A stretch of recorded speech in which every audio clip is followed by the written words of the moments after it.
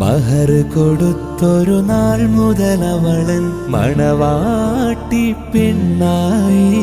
മരണം വരയൻ കൽബിൽ ചേർത്ത് അവളെന്റെ റൂഹായി.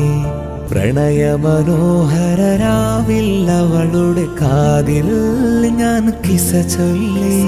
ഹൃദയം തൊട്ടവൾ എന്നോടോതി, ഞാനാണവളുടെ പാതി.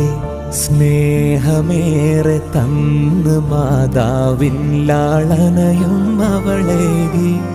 ദുനിയാവിൽ സുവർഗത്തിൻ പ്രണയപ്പുഴയിൽ ഞാൻ നീന്തി. ഓ